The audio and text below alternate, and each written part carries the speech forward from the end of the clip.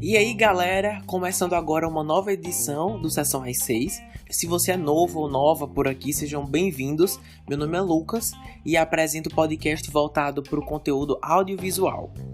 Nessa semana, como vocês já perceberam, o tema é o filme da Netflix chamado A Festa de Formatura, ou The Prom, como é o título original. Mas antes de começar, os avisos de sempre. Esse episódio é livre de spoilers e isso significa que as informações da história que serão mencionadas aqui já foram divulgadas na sinopse e nos trailers, ok? Então, sem enrolação, vamos começar.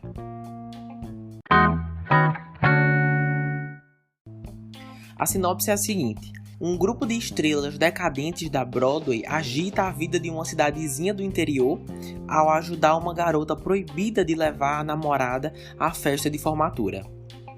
É dirigido por Ryan Murphy, que já fez muita coisa esse ano, como, por exemplo, a minissérie Hollywood, que eu até já falei aqui no podcast. Mas, outra coisa não, mas produzir conteúdo em 2020 foi só o que esse homem fez. É baseado na peça da Broadway e teve um livro, então, se eu não me engano, a ordem é primeiro a peça, aí depois o livro e agora o filme, baseado também na peça. O gênero é comédia musical. Bom, é o seguinte, estava louco pra assistir esse filme. Desde quando saiu o primeiro trailer, eu já pensei, caramba, com certeza é o tipo de história que eu vou curtir. Mas na hora eu também pensei que ia ser bem previsível. Você já consegue supor como a história inteira vai se desenrolar, sabe? E assim, por mim tudo bem, por vários aspectos eu não me importei muito, porque assim, a gente tá no meio de uma pandemia, eu quero me sentir entretido e eu tava pensando nisso. Então, agora que já vi, confesso que, apesar de ter gostado, não foi como eu esperava. Não foi tão previsível quanto eu pensei que seria, e isso é bom. Alguns momentos foram sim, mas outros eu realmente não esperava o que tinha acabado de acontecer. E por causa disso, dou super crédito ao roteiro. Não sei se todo mundo que assistiu foi desse jeito, e também tem o fato de eu nunca ter lido o livro ou ter assistido a peça, né? Então isso ajudou com certeza, porque eu não sabia tanto quanto outras pessoas. Mas uma coisa do roteiro que é muito importante mencionar, e isso aí talvez seja realmente um divisor de águas para muita gente, é que tem muita música. Como eu falei, é um musical, mas não chega a ser no nível de Hamilton, por exemplo, onde eu não assisti, mas eu soube que muitos dos diálogos são cantados, se não todos. Então assim, não é nesse nível, mas ainda assim tem bastante. O roteiro abre várias brechas para que a história de certos personagens ou a situação em que eles estejam seja contada através da letra de alguma música.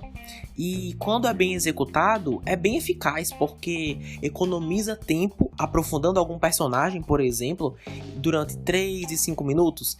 Então, estrategicamente é uma boa ideia. Mas eu super entendo se as pessoas acharem excessivo ou repetitivo essa abordagem por causa da quantidade de números musicais que tem. Assim, eu pessoalmente não me incomodei, eu adoro esse gênero, não senti o peso, mas acredito que muitos irão sentir. Mas em compensação, tem músicas que se destacam mais do que outras.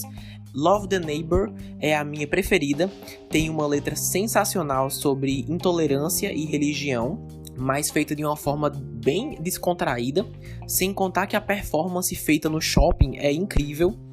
Também gostei de Tonight Belongs to You e It's Time to Dance, que estão nos trailers. É super o tipo de música que eu baixaria na minha playlist, sabe? Mas assim, a festa de formatura consegue enriquecer bastante a narrativa com comentários muito válidos, não só sobre os dilemas de sair do armário, digamos assim, na adolescência, mas também o impacto que isso pode ser para os pais, principalmente em casos mais extremos como o distanciamento entre pais e filhos, além de vários tabus que estão presentes ainda hoje E me surpreendeu também o tempo investido falando sobre como uma carreira no mundo das artes pode ser instável. Numa hora você pode ser a celebridade mais badalada e na outra um Zé Ninguém, entre aspas. Eles também trazem o questionamento do porquê nós fazemos o que fazemos. Você trabalha só para os outros, para as críticas ou para você? Reflexões que me chamaram a atenção, com certeza. Mas não posso aprofundar nada disso sem trazer aqui o elenco de peso que esse filme tem. São muitas pessoas, então eu espero ter organizado tudo certo. Começando pelos atores da Broadway: Meryl Streep como Didi, James Corden como Barry, Nicole Kidman interpreta Angie e Andrew Rannells, que faz o Trent. Os 4 têm muito destaque, mas a minha preferida foi a Didi, uma mulher super egocêntrica e que, por ser uma celebridade, acredita que tudo gira ao seu redor, ou as coisas têm que ser feitas para ela. E isso rende muitas cenas cômicas vindas da própria Meryl Streep, principalmente quando ela tenta evoluir ao longo da história. É muito divertido. James Corden também tá aqui, ele contracena mais com a Didi, e eu sei que muita gente não gosta dele, mas eu sinceramente nunca vi motivo para não gostar. Ele é outro que tem muito carisma, boas músicas, e o seu passado é abordado de forma bem dinâmica, com flashbacks que você sente que tá conhecendo mais do Barry, mas sem tomar muito tempo da história. Ele tem seus momentos e é uma ótima adição ao elenco. Já a Nicole Kidman e o Andrew Rannells não tem tanto destaque quanto esses outros 2 mencionados, e infelizmente eu acho que não aparecem tanto quanto os fãs desses atores gostariam, porém também tem seus momentos. O Andrew foi quem protagonizou um dos meus números favoritos, que já falei, Love the Neighbor.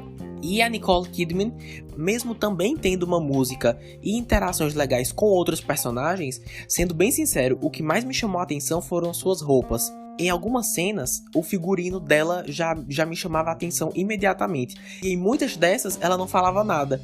E isso é uma coisa que eu inclusive vou falar mais daqui a pouco. Mas seguindo agora com mais 2 personagens, Keegan-Michael Key é o diretor da escola, Tom, e Kerry Washington é a senhorita Greene, uma mãe conservadora e popular entre os pais dos alunos. Os 2 têm seus momentos, mas eu queria destacar uma coisa de cada um. O momento do Keegan que mais me chamou a atenção foi um número musical num restaurante, e apesar do ritmo não ser aquele que você faz questão de ter na sua playlist, a letra é muito bem escrita e foi aquela coisa que eu falei antes. Em poucos minutos a gente já o conhece mais. Ela fala sobre a perspectiva que o público que vai assistir a Broadway tem, mas a gente pode facilmente generalizar para qualquer tipo de arte, seja cinema, uma exposição de arte, enfim. E como isso pode impactar ou então fazer uma diferença em um trabalhador que tem uma vida monótona, fazendo as mesmas coisas todos os dias. Trazer a perspectiva do público e não do artista foi uma escolha muito inteligente, porque é mais fácil quem está assistindo o filme se identificar, sabe? Espero que tenha dado para entender. Mas assim, em relação a personagem da Kerry Washington, como eu disse, ela representa uma mãe conservadora e tem um papel bem importante na trama, mas eu confesso que a resolução que deram para a personagem foi uma coisa muito apressada, não achei muito natural. Então, se eles tivessem dedicado mais 10 minutos no filme a isso, ou ter cortado alguma cena ou alguma música menos importante para a narrativa, eu gostaria muito de ter visto uma conclusão ou um desenvolvimento mais interessante, mais adequado para a personagem. Por fim, mas não menos importante, a atriz Jo Ellen, que interpreta Emma, que é a pobre coitada que só queria trazer a namorada para o baile e mal sabia no que estava se metendo. Eu achei a atriz muito carismática. Sabe aquela pessoa que você provavelmente seria amigo na vida real? Pronto, ela só quer viver a vida dela, sabe? e tenta fazer isso com um sorriso no rosto sempre que pode, mesmo que as coisas não estejam fáceis. Eu acho uma pessoa muito admirável e gosto que ela não tem medo de ser quem é, mesmo com os julgamentos, sabe? É muito nobre. Bom, voltando pro figurino, no geral as cores escolhidas são bem brilhantes e coloridas, principalmente quando se tratam dos 4 artistas da Broadway. Não sei se foi impressão minha ou não, mas Indiana, a cidade onde o colégio se encontra, não tinha tanta cor até eles chegarem. E dá pra fazer vários paralelos com isso, né? Seja comparando as pessoas das duas cidades, ou o choque e o contraste que elas causam na escola, enfim. A fotografia sabe usar muito bem as cores que estão em cena, estejam elas no figurino dos personagens ou no local em questão, seja um shopping, um quarto, uma festa, tem um padrão visualmente interessante. Mas na minha opinião, Ryan Murphy dirigiu muito bem esse filme, dá para perceber principalmente através dos números musicais, com destaque para aqueles que envolvem várias pessoas. Os movimentos e ângulos feitos dão a sensação de imersão e em certos momentos eu conseguia sentir que estava lá com eles, então isso foi muito legal. Mas no geral, a festa de formatura, ou The Prom, é um filme bem emocionante, que celebra a diversidade e ainda abre espaço para comentários muito pertinentes sobre o mundo profissional artístico. Tudo isso, claro, com muitas músicas, algumas mais chamativas que outras, e com um elenco de peso. Eu definiria esse filme com um pensamento que eu tive quando ele estava perto de terminar. É um grande abraço na comunidade LGBTQ+. E apesar de não ser incrivelmente inovador, me senti bem entretido. Então, se você é fã ou curte musicais e é membro da comunidade LGBTQ+, a tendência é que esse grupo seja mais beneficiado pela representatividade que traz. Mas assim, acho importante dizer que pessoas hétero com certeza também podem curtir e ter um bom momento assistindo. E já está disponível na Netflix. Bom, essa foi a análise de A Festa de Formatura, mas diz aí, você acha que esse filme é pra você? Se não, envia esse episódio pra alguém que você acha que vai curtir e vai lá no Instagram, @sessões6 e dá a sua opinião do filme. Eu sempre também posto novidades de episódios novos e também fica mais fácil de falar com vocês. Antes de terminar, aviso que, como vocês já sabem, o ano tá quase acabando e próxima semana vai ser o último episódio de 2020. No caso, irei falar sobre a segunda temporada da série Mandalorian. Na semana passada falei da primeira, então para quem não viu, corre lá, que já sai a continuação. E em breve vou explicar a dinâmica de janeiro de 2021, como que o Sessão às 6 vai funcionar nesse período, que vai ser um pouco diferente do normal, então fiquem atentos.